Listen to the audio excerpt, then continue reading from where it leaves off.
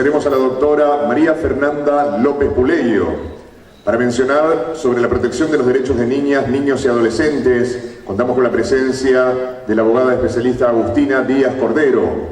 Derecho de niñas, niños y adolescentes, reconocimiento como sujetos de derechos, la profesora doctora Liliana Abdala. Derecho de nacionalidad, situación de los migrantes, jurisprudencia de la Corte Interamericana de Derechos Humanos, el profesor abogado Ricardo Marcelo Taján. Violencia intrafamiliar, una visión latinoamericana, profesora magíster Roberta Lidice. Para oficiar en la presentación y como moderadoras contamos con la presencia de la doctora Erika Casagrande Balduesa y la doctora María Rosa Avendaño. Muchas gracias. Buenas tardes a todos los presentes.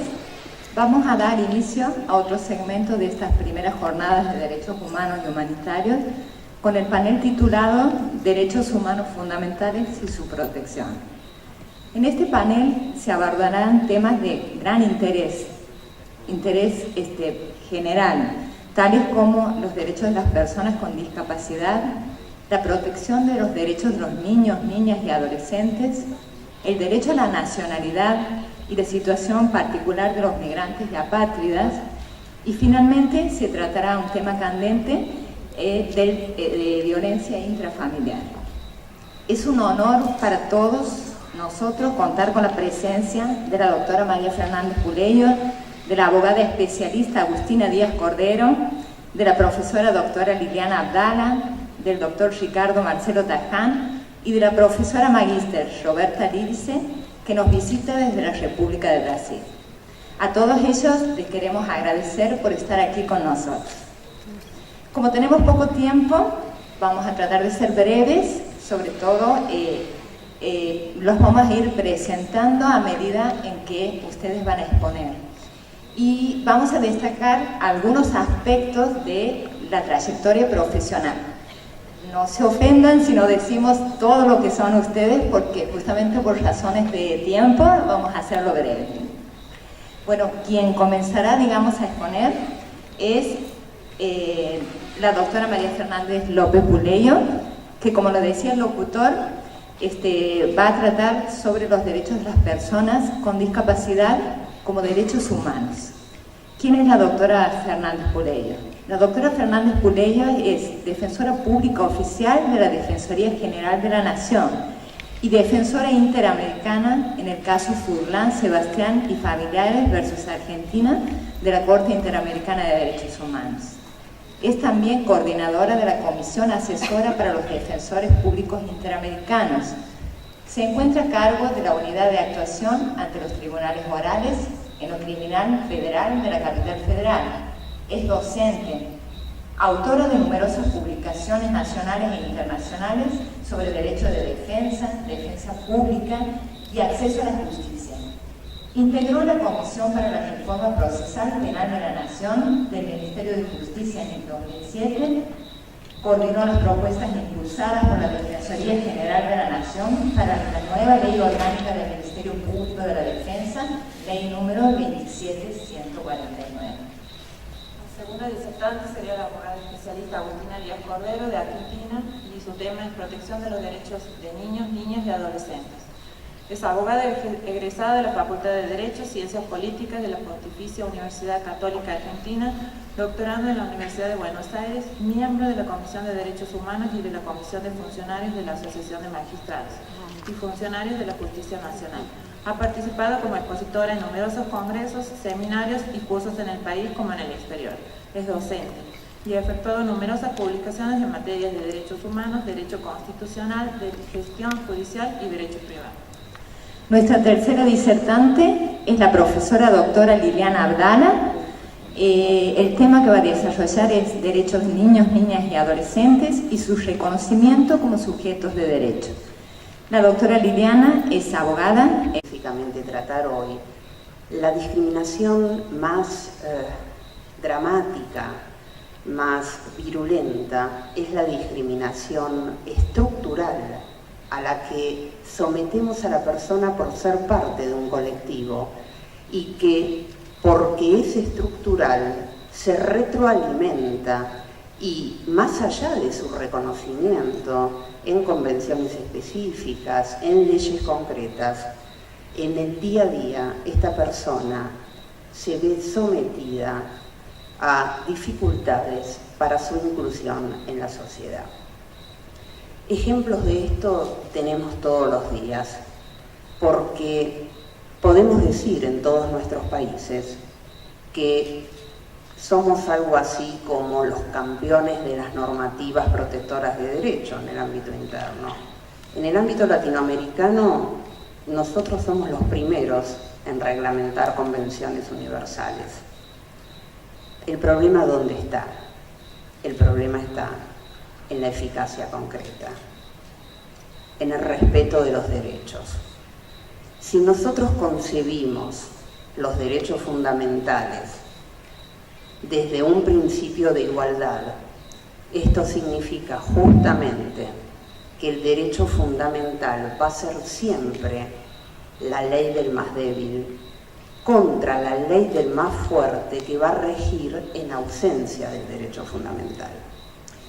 Comentaba con unos colegas antes de subir al escenario que antes de ayer presentamos en la Facultad de Derecho de la Universidad de Buenos Aires el último libro de Luigi Ferraioli, que es además mi maestro en el derecho. Yo estudié con él en Italia hace 20 años, y con la presencia de Ferraioli, que está por unos días en Argentina, estuvimos debatiendo justamente sobre el tema que tiene que ver con la centralidad de este panel, que es todos los derechos se explican por la necesidad de igualdad, la necesidad de dignidad y básicamente la necesidad de prohibición de la discriminación.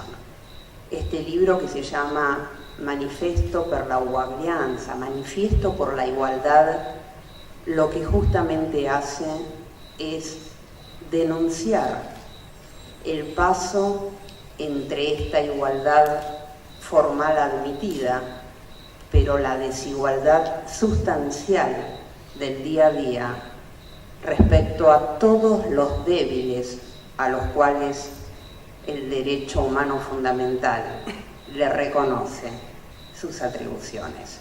Entonces, esta es la ley del más débil, la ley de las personas con discapacidad, y si no estuviera este derecho reconocido, seguramente cristalizaríamos aún más discriminaciones.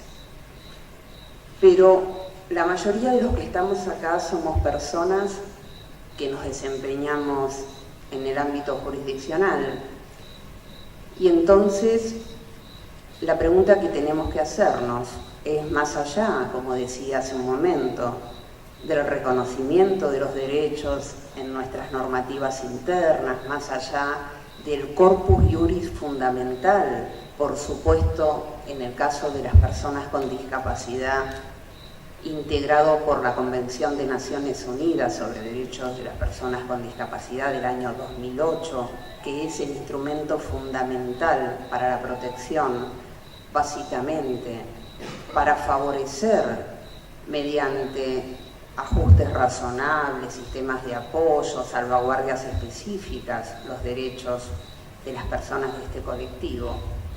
Pero decía, los que nos desempeñamos en el ámbito de la justicia tenemos un reto fundamental, que es el tema en el cual quiero poner el acento en esta tarde, que es cómo esta igualdad reconocida en el ámbito normativo se traslada a una igualdad, o yo diría, paréntesis, no igualdad en el ámbito de la justicia.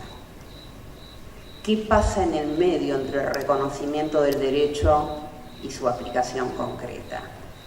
Porque cuando hablamos de discriminación estructural, lo que estamos diciendo es que los colectivos vulnerables no solamente tienen el problema de la discriminación por falta de atención a sus problemáticas, sino básicamente porque muchas veces desconocen incluso los derechos que les asisten y todavía más la forma de efectivizarlos.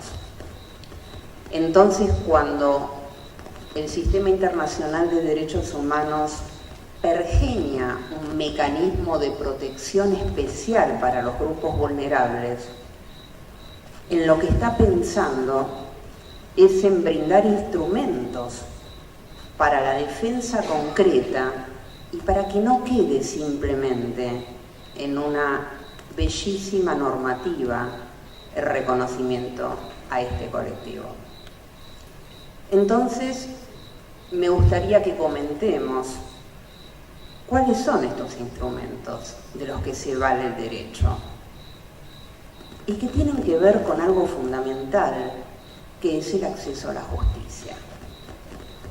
El acceso a la justicia es quizás la problemática principal que enfrentan los grupos vulnerables, porque siempre tenemos que pensar el derecho desde el lugar de su violación, desde el lugar de su no aplicación, y en todo caso, desde el lugar de la defensa concreta, porque si no, todo esto son cáscaras vacías de reconocimientos no ejercitados. Y aquí viene algún aspecto ligado a mi intervención como defensora interamericana. Quizás muchos desconocen qué es un defensor interamericano. El defensor interamericano es una figura provocada en el sistema interamericano de derechos humanos, por cierto bastante novedosa en relación con otros sistemas de justicia regionales o universales, que tiene que ver con el establecimiento de un grupo específico de defensores para llevar casos ante el sistema interamericano cuando la persona, por su grado de vulnerabilidad, no tuviera un abogado. Esta figura se crea a partir de un convenio entre la Corte Interamericana y de la AIDEF, la Asociación Interamericana de Defensorías Públicas, y luego se hace también un convenio en el marco de la Comisión Interamericana. Pero el primer caso que se utiliza esta figura es el caso Furlan, Sebastián Furlan y familiares versus Argentina. Y este primer caso me toca intervenir como defensora interamericana directo ante la Corte Interamericana de Derechos Humanos. Sebastián Furlan y familiares tiene que ver con un caso de una persona con discapacidad que no solamente era vulnerable por pertenencia al colectivo que tiene que ver con el tema de mi charla, sino porque además era un niño y además niño de una familia pobre. Y como ustedes saben, las vulnerabilidades no se suman aritméticamente, sino exponencialmente. En su ligazón con el no acceso a la justicia es donde se ven toda su integridad, el drama de la desprotección y la discriminación respecto a estos grupos. ¿Por qué?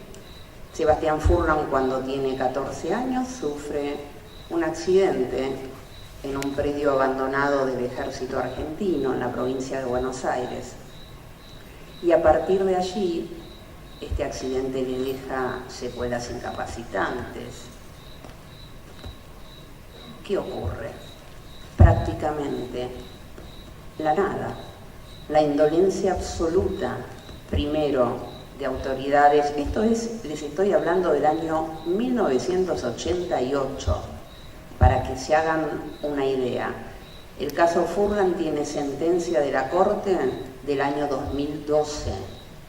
Entonces, el primer derecho violentado es el derecho al plazo razonable, porque la familia de Sebastián Furlan, desesperada por la desatención a nivel médico, desesperada por la falta de asistencia también a nivel social, a nivel de previsión, inicia con una abogada joven que vivía cerca de del barrio donde se hospedaba, digamos, la familia, pero como les dije, una familia con recursos limitados. Inician una acción de daños y perjuicios, en realidad no saben muy bien cómo de alguna forma cristalizar su necesidad en el ámbito judicial.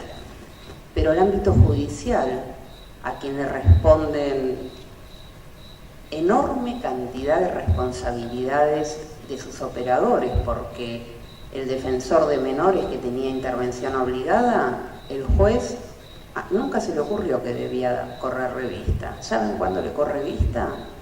Cuando Sebastián Furlan cumple 21 años, porque, como recordó el ex senador Menem, Argentina hizo algunas declaraciones y observaciones ligadas a la Convención de los Derechos del Niño, y para el derecho internacional niño era menor de 18, pero para el derecho argentino, acuérdense, el anterior artículo 126 del Código Civil, niño lo era hasta los 21 años en aquel entonces. Es decir, que solo cuando tiene 21 años a alguien se le ocurre que necesitaba la protección que el Código Civil desde el año 1859 le otorgaba mediante la instauración de un defensor público de menores e incapaces, como se llama en el sistema del Código Civil. Bueno, a partir de allí la diatriba de la indolencia, de la ausencia de respuesta judicial, pero básicamente deshumana, absolutamente alejada de las necesidades de este niño con discapacidad. Cuando llega por fin una sentencia, habían pasado casi 10 años, y saben que la indemnización que se necesitaba para cubrir sus necesidades básicas ligadas a la rehabilitación le es entregada en bonos de consolidación de la deuda argentina a percibir en el año 2016. El papá de Sebastián Furlan, en su desesperación, toca todas las puertas. Y una de las puertas que toca, la persona que recibe la carta dice: ya pasó todo el tema judicial, esto parece encaminarse hacia el sistema ya internacional de protección de derechos. Y así llega el caso a la Comisión Interamericana de Derechos Humanos, sin ningún abogado y sin ningún tipo, se puede decir, de conducción técnica de la presentación. Durante 9 años el caso está en la Comisión Interamericana de Derechos Humanos, hasta que llega, con el nuevo reglamento de la Corte, a ser sometido ante la Corte Interamericana. Y allí nos incorporamos como defensores interamericanos. ¿Qué dice la Corte básicamente? Cuando decide que es responsable el Estado argentino por la violación de, por supuesto, las debidas garantías judiciales ligadas al plazo razonable, ligadas a la falta de asistencia de un funcionario de garantía como era el defensor, pero básicamente la afectación del derecho a la integridad personal y la afectación del derecho al acceso a la justicia, más allá de que también declara, a solicitud nuestra, violentado el derecho de propiedad. ¿Qué dice la Corte? Con las personas vulnerables los estados tienen, cuando se dice en el artículo 1.1 de la Convención Americana, la obligación de respeto, pero sobre todo la obligación de garantía. Entonces, este tipo de procedimientos exige un diligenciamiento especial y una protección diferenciada. Los sectores vulnerables deben tener una protección diferenciada y es fundamental que las instancias judiciales actúen como instancias de garantía. En definitiva, de lo que se trata es que cuando hablamos de igualdad y no discriminación, tratemos de que cuando hay desiguales, instemos mecanismos ligados al tratamiento igualitario. En el caso de las personas con discapacidad, los ajustes razonables, las salvaguardias y los ajustes de procedimiento serán fundamentales. Lo último, me quedan 30 segundos. Yo también fui asesora en la Convención Constituyente y creo que la reforma del año 94 fue fundamental para la jerarquización de los tratados que permiten que hoy estemos no solo celebrando el Congreso, sino hablando de cómo efectivizar los derechos que hoy en Argentina son derechos fundamentales. Muchas gracias. Muchísimas gracias, doctora María Fernanda. Ahora vamos a darle la palabra a la abogada especialista Agustina Díaz Cordero. Bueno, muchas gracias. En primer lugar, quiero agradecer en la persona del doctor Schutgart a todas las personas que, por la invitación, y a todas las personas que hicieron posible este congreso tan importante, como decía recién la doctora López Puleyo, para poder debatir, para poder poner sobre la mesa tantos temas importantes que son los derechos humanos, ¿no? Y más que nada con todos los invitados y con la gente que nos acompaña en los distintos países para justamente poner sobre la mesa esto que es tan importante y bueno, tan fundamental como la misma palabra lo dice. Yo tengo un PowerPoint. Sí. Bueno, sí, gracias. Un pequeño, digamos, inicio de lo que vamos a conversar en este panel, un poco relacionado también con lo que vino hablando recién la doctora López Puleyo. El derecho de las personas vulnerables, el derecho de los menores, el derecho de los niños, niñas, adolescentes, el mecanismo de protección, cómo son los estándares internacionales en esta materia y relacionados especialmente a vivienda y discapacidad. Para eso vamos a hablar de un fallo que seguramente ustedes conocen, que es el fallo Kirchner Castro, que es el único fallo que nuestra Corte Suprema de Justicia ha receptuado con el tema del derecho a la vivienda, en situación de una persona, una familia que se encontraba en situación de calle. Ahora más adelante se los voy a transmitir un poquito más en concreto. Estas son algunas fotos que hablan, ¿no?, de nuestra realidad, que no es necesario quizás a veces publicarlas ni mostrarlas, pero bueno, tenemos una cantidad de leyes, como recién mencionaba también la doctora, copiosa legislación, estamos a la vanguardia, ¿no?, respecto a tantos tratados que hemos ratificado, a tantas convenciones, pero sin embargo no podemos hacer operativos estos derechos y no hay una tutela judicial efectiva de todos estos cantidades de derechos que los niños y las personas en condición de vulnerabilidad tienen. Entonces nosotros necesitamos de alguna manera bajar esto a la realidad y empezando por el acceso a la justicia, que realmente se tutelen los derechos de manera especial y fundamental de las personas que están en esta situación de vulnerabilidad. Como ustedes bien saben, la Constitución Nacional en sus 2 artículos, en el 14 bis, establece que el Estado va a otorgar los beneficios de seguridad social que tendrán carácter integral e irrenunciable. Y en especial, respecto a lo que nos convoca, la ley establecerá la protección integral de la familia, la defensa de la familia y el acceso a una vivienda digna, ¿no? Y con la reforma del 94, el artículo 75, inciso 23, establece que el Congreso debe legislar y promover medidas de acción positiva que garanticen, entre otras cosas, el pleno goce de los derechos reconocidos por la Constitución, los tratados de derechos humanos, en particular respecto a los niños y las personas con discapacidad. Este es el marco normativo que quiero de alguna manera dejar bien marcado, porque es el que hace al fallo que nos convoca, ¿no? Bueno, ¿cuál es el fundamento del derecho a la vivienda? Es un derecho universal, es un derecho humano básico, es el derecho que nos da la puerta, digamos, para el resto de los derechos. O sea, no podemos hablar de dignidad, no podemos hablar de salud, no podemos hablar de educación y otros derechos humanos fundamentales si no tenemos un lugar donde vivir, ¿no? Es como básico.